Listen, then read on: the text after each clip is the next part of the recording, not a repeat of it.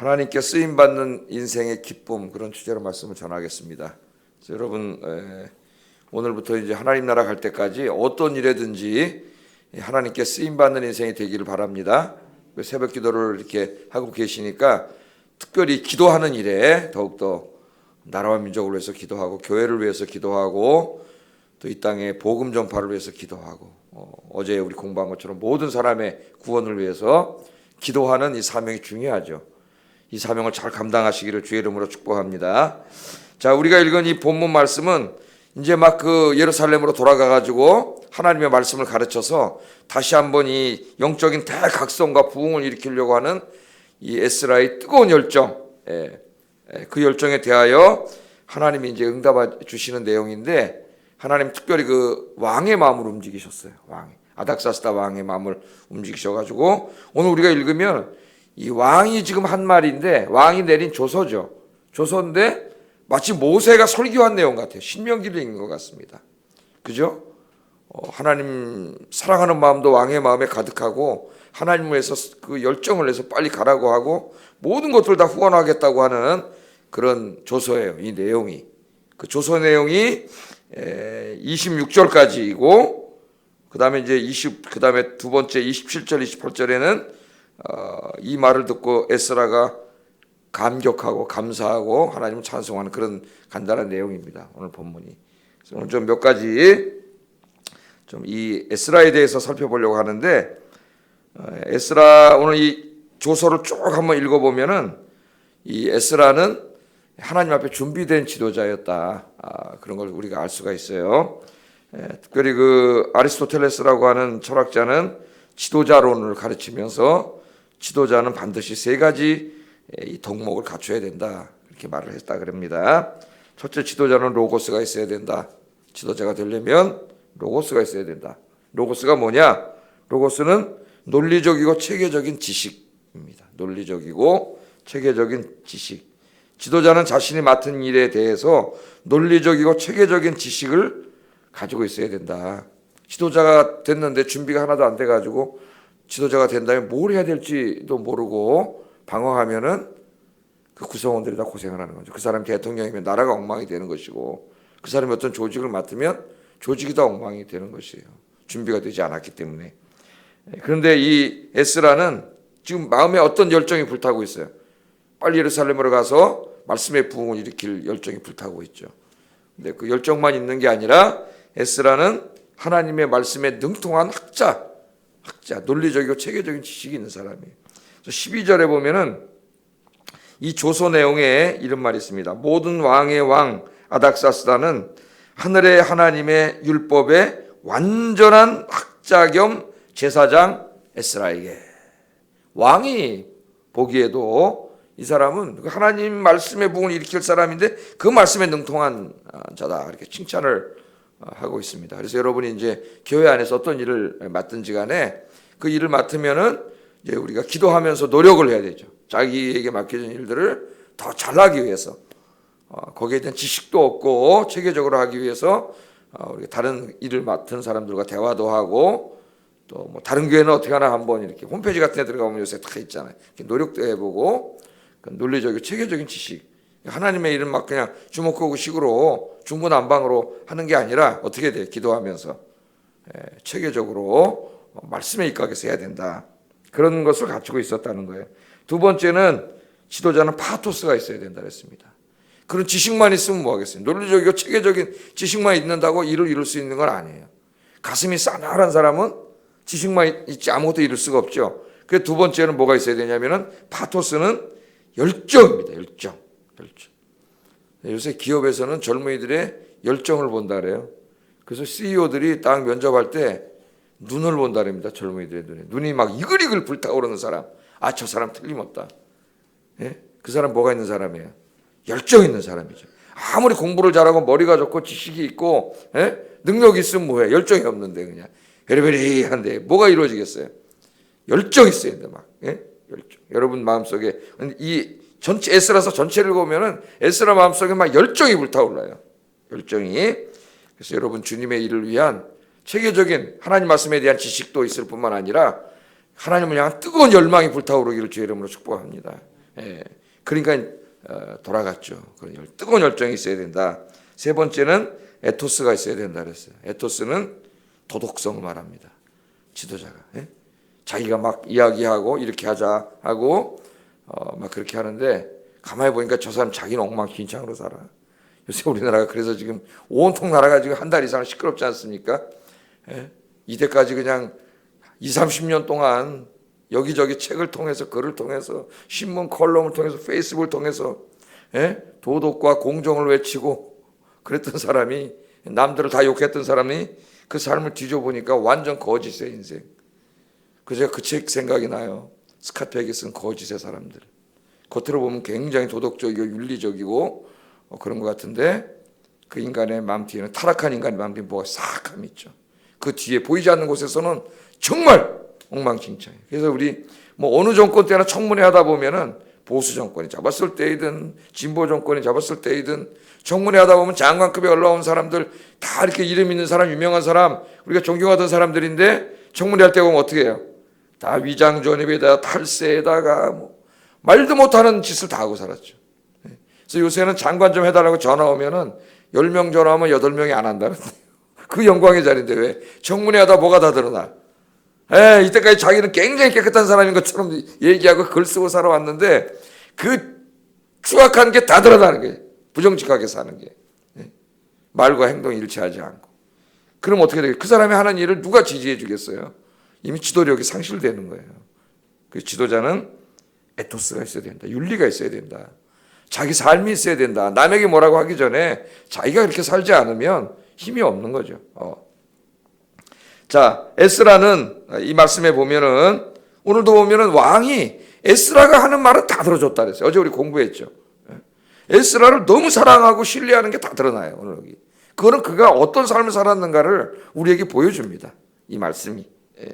자, 그래서 하나님의 일을 하는 우리 모두가 하나님의 일을 할 때도 저는 이 세 가지가 다 있어야 된다 그런 생각이 들어요. 첫째는 로고스가 있어야 되고 파토스가 있어야 되고 에토스가 있어야 된다. 어떻게 해야 되는지 체계적인 지식, 논리적인 체계 이런 게 있어야 되고 그 일을 이루고자 하는 열정. 오늘도 목요일 전도 나가는데 전도를 어떻게 해야 되는지도 알아야 되고 두 번째 뭐가 있어야 돼요? 그 영혼을 구원하고자 하는 뜨거운 마음이 있어야 되겠죠. 열정이 있어야 되겠죠. 그 전도하려면 어떻게 돼요? 내 주변 사람들에게 나의 도덕적인 삶이 있어야지 내가 그리스도인으로서 엉망진창으로 살면서 예수 믿으라면 너나 믿으라 그럴 거 아니에요. 주의 일을 할 때도 마찬가지죠. 이 세 가지가 우리에게 다 필요하다고 봐요. 그래서 여러분 이 세 가지의 로고스와 파토스와 에토스 지식과 열정과 도덕성을 갖춘 그런 정말 진짜 하나님께 쓰임받는 일꾼들이 되시기를 주의 이름으로 축복합니다. 이 세 가지가 중요해요. 두 번째, 이 에스라는 하나님의 영광을 드러내는 삶을 살았어요. 페르시아에 가서 이방 종교, 이방 문화 속에서 살았지만은 그의 말과 행동을 통해 하나님의 영광을 드러내는 삶을 살았습니다. 어떻게 할 수 있느냐 하면 뭐 전체적으로도 다 나타나지만은 오늘 이 아닥사스다 왕, 바사 왕, 페르시아 왕의 조서입니다. 조서예요. 그런데 이 조서 내용을 보면은 이 조서를 읽다 보면은 놀라운 사실을 발견하게 되는데 이 사람이 하나님이라고 하는 말을 하나님을 무려 17번이나 이야기하고 있어요. 오늘 조서 내용을 보세요. 제가 설교할 때도 하나님을 17번 말하기는 쉽지가 않은데 이 조서 내용에 계속 구구절절히 누가 나와요? 하나님. 한 번은 여호와라 그래요. 여호와. 하나님을 계속 말합니다. 이 사람들이라는 거 언어 습관이 있죠. 그래서 텔레비전에 나와서 이렇게 이제 이야기하는 거 들으면 참 감사해요. 텔레비전에서는 종교 편향적인 얘기 못하게 하잖아요. 다 빼버리고. 그러니까 그런 건 안 나오는데 뭐라 하냐면 감사해요 이렇게 말하는 이게 다 은혜죠 뭐 이렇게 말하는 사람들이 있어요. 연예인 중에 거의 99% 종교가 뭘까요? 기독교 교회 다니는 사람들이에요. 이게 교회 언어예요. 기독교인들은 언어 습관이 뭐가 있어요? 다 하나님의 은혜입니다. 이 겸손함과 감사함이죠. 감사해요. 하나님의 은혜예요. 이런 말이 계속 나와요. 사람들이 우리 그리스도인의 언어 속에는. 근데 이 사람의 언어 속에는 언어는 그 사람의 보이지 않는 내면을 보여주는 거예요. 이 조서를 쓰는데 이 왕이 조서를 쓰는데 계속 하나님에 대한 얘기가 나오는데 17번이나 하나님을 이야기합니다. 17번이나. 참으로 놀란 거예요. 그러니까 이 아닥사스다 왕이 하나님을 믿었을까? 이 주석도를 읽다 보면은 학자들이 궁금증을 가져요. 하나님을 과연 믿었을까? 여러분 믿었을 것 같아요? 안 믿었을 것 같아요? 지금 제가 말했잖아요. 하나님을 안 믿는데 이 짧은 조서 내용에 무려 하나님을 17번이나 말할 수는 없습니다. 그 사람의 입술에 뭐가 붙은 거예요? 하나님이 붙은 거예요. 하나님이. 여러분 하나님을 얼마나 말씀하세요? 하나님에 대해서 17번이나 하나님 얘기하니까 믿지 않았다고는 도저히 말할 수 없어요. 이 구약을 연구하는 학자들도 그렇게 봐요. 믿지 않았다고는 도저히 말할 수 없습니다. 어느 정도 수준으로 하나님을 믿었는지는 알 수 없지만은 이 조서 내용을 보면 그래도 어느 정도 상당한 수준으로 하나님을 믿고 있음을 우리가 알 수 있습니다. 그러면 이 페르시아 왕이 어떻게 하나님을 믿게 됐을까? 에스라의 영향이 크지 않았나 그렇게 생각을 합니다. 에스라가 종교 담당 비서관이잖아요. 그럼 종교 담당 비서관이 에스라만 있었을까? 여러 명 있었겠죠. 에스라는 유대 땅의 그 종교, 그러니까 자기가 믿는 하나님 율법을 연구하는 그런 학자였는데 다른 나라 종교를 연구하는 사람들도 있었겠죠. 그런데 오늘 이 쭉 글을 읽어보면은 왕이 에스라를 굉장히 신뢰하고 있고 에스라가 믿는 하나님에 대해서 17번이나 이야기하고 있고 이런 걸 볼 때에 이 아닥사스다 왕이 하나님을 알게 되고 믿게 된 데에는 전적으로 누구 때문이라고 생각해요? 에스라 때문이죠. 에스라를 가까이 두고 자기 비서관이니까 늘 데리고 있는데 그 사람이 말하는 거나 행동하는 거 그런 것들 사안을 볼 때 저 사람 자기가 하는 일도 체계적인 지식이 있어서 잘할 뿐만 아니라 그걸 열정적으로 하고 또 이 도덕적으로 에토스도 있어요. 선하고 남들과 비교가 안 되는 정직하고 선한 삶을 살고 이런 삶을 사니까 마음에 드는 거죠. 그러니까 그 사람이 원하는 거는 왕이 다 줬다 그러니까 다 들어줬다 그러니까요. 얼마나 사랑해요. 그런 사람을 신뢰하고 사랑하는 거죠. 그때 아마 에스라가 말로도 하나님에 대해서 얘기하지 않았을까. 그러지 않고서야 이 왕이 내리는 공식 조서에 이렇게 하나님을 많이 얘기할 수가 없습니다. 그래서 오늘 여러분 오늘도 세상에 나가시는데 우리 예수 믿는 사람들은 움직이는 전도지가 돼야 된다. 우리의 말, 행동, 그죠? 우리의 품성, 인격이 안 믿는 사람들은 나를 교회 다니는지 알고 있잖아요. 그럼 내가 하는 모든 게 다 저 사람에게는 지금 뭘 이야기? 저 사람 있는 하나님이 진짜 존재하나 안 존재하나? 이걸 보여주는 거예요. 그러니까 바로 내가 누구예요? 내가 전도지지. 예? 내 삶이 전도지입니다. 내가 교회 다닌다는 걸 아는 모든 사람들에게 나는 하나님이 살아계시다는 걸 보여주는 전도지예요. 그래서 이 마태복음 5장 14절 16절에 보면은 예수님이 이렇게 말씀하셨어요. 너희는 세상의 빛이라. 산 위에 있는 동네가 숨기우지 못할 것이요 사람들이 등불을 켜서 말 아래 두지 아니하고 등경 위에 두나니 이러므로 집안 모든 사람에게 비치느니라. 이같이 너희 빛을 사람 앞에 비치게 하여 저희로 너희 착한 행실을 보고 하늘에 계신 너희 아버지께 영광을 돌리게 하라. 아멘입니까? 너희의 착한 행실을 보고 하나님 아버지께 영광을 돌리게 하라. 오늘 이게 그대로 나타나잖아요. 또 어디 나타나냐면 다니엘서에도 나타나요. 이 바사 이전의 나라죠. 바벨론에서도 다니엘을 보고 그 왕들 느부갓네살 왕이 사악한 왕이었는데 하나님을 찬양하고 다니엘이 하나님을 찬양한다고 다 누구 때문에 그런 거예요? 다니엘 때문에. 그래서 세상 믿지 않는 사람들이 여러분을 보고 살아계신 하나님을 찬양하고 영광을 돌리고 주님께로 돌아오는 그런 역사를 일으키는 진짜 그리스도인이 되기를 주의 이름으로 축복합니다. 그래서 사도 바울은 고린도후서 2장 3장에서 너희는 그리스도의 향기요 그리스도의 편지다. 그랬죠? 그리스도의 향기요 그리스도의 편지다. 오늘도 세상에 나가셔서 여러분의 그냥 삶 자체가 말하는 자체가 나는 자연스럽게 그냥 이러고 저러고 살아가는데 그 자체가 그리스도를 드러내고 하나님 영광을 드러내기를 주의 이름으로 축복합니다. 억지로 위선이 아니라 그냥 그 신앙이 몸에 배가지고 내가 그냥 농담으로 하는 말이나 행동하는 거나 말하는 모든 게 그냥 그 자체가 그리스도의 향기가 되라는 거예요. 전도지가 되라는 거예요. 예, 진짜 그리스도인이죠. 그죠? 그런 기도하시고 오늘도 그렇게 되길 주의 이름을 축복합니다. 마지막으로 오늘 살펴볼 것은 이 하나님 앞에 쓰임받아서 사실은 에스라 입장에서 보면 개인적으로는 힘든 일이에요. 자기는 지금 여기 장관급 사람이고 왕의 총애를 받고 있습니다. 왕이 달래는 건 다 요구하는 건 다 들어줘요. 예? 저는 큰 집도 있고 권력과 돈이 다 있습니다. 그냥 자기 혼자 하나님 죽을 때까지 하나님 말씀 연구할 수 있어요. 혼자. 연구하고 그런 편안히 살면 되는데 이 사람은 어떻게 했어요? 예루살렘으로 가가지고 자기 혼자가 아니라 자기가 연구한 학문을 그 신학을 자기 혼자만 알고 있으면 뭐해? 예? 하나님을 위해서 써야지. 그죠? 그래서 지금 다 저 60년 지나가지고 이제 58년 지나서 다시 영적으로 다운되어 있는 저들에게 돌아가서 말씀을 가르쳐갖고 말씀의 부흥을 일으키려고 했죠. 거기에 이제 자기가 이 쓰임받게 된 이 일에 대해서 오늘 27절 28절에 보면 감격하고 있어요. 기쁨이 넘치고 한번 읽어보겠습니다. 27절 28절 시작. 그가 왕의 마음에 예루살렘 여호와의 성전을 아름답게 할 뜻을 두시고 또 나로 왕과 그의 보좌관들 앞과 왕의 권세 있는 모든 방백의 앞에서 은혜를 얻게 하셨도다. 내 하나님 여호와의 손이 내 위에 있으므로 내가 힘을 얻어 이스라엘 중에 우두머리들을 모아 나와 함께 올라오게 하였노라. 아멘. 이 고생길이지 않습니까? 그 먼 길을 가야 되고 자기 이제 편안하게 살던 거 내려놓고 거기 가서 그 일을 해야 되는데 이 일에 어때요? 기쁨이 넘치잖아요. 하나님을 찬송하리로다.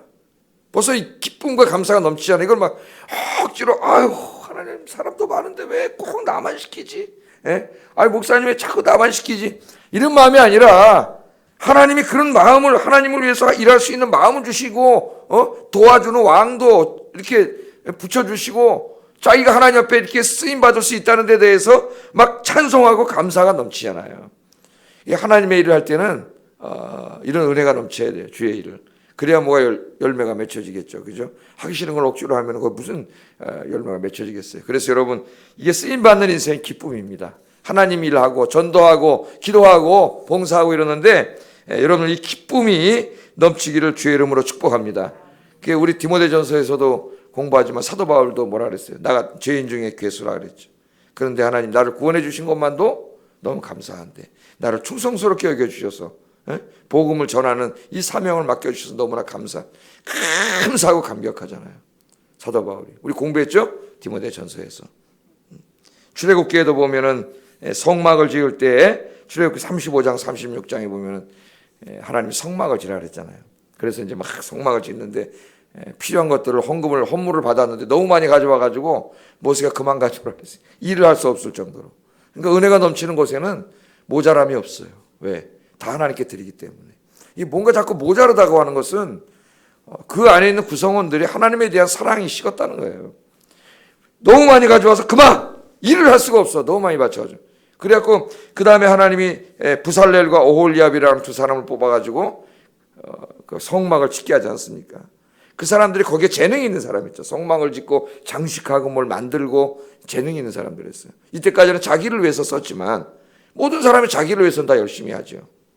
근데 이 사람들이 이제 뽑혔어요. 쓰임 받았어요. 뭐를 위해서? 자기 가지고 있는 재능을 다 누구를 위해서? 하나님의 영광을 위해서. 그때 그들이 얼마나 기뻐했어요. 하나님 우리에게 주신 것들이 다 많이 있습니다. 물론 나 자신을 위해서도 이 땅에 사는 동안 써야 되지만은 하나님의 영광을 위해서 다 드려지고 쓰여지는 그런 기쁨이 충만한 여러분 되시기를 주의 이름으로 축복합니다. 기도하겠습니다.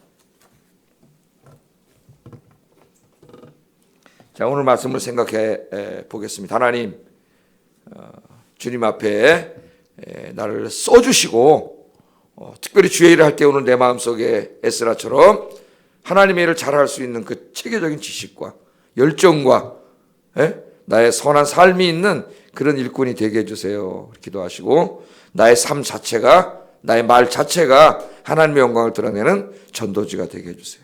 세 번째는 쓰임받는 그것이 억지로가 아니라 기쁨과 감격이 충만한 그런 은혜가 넘치게 해주세요. 기도합시다. 사랑하시는 아버지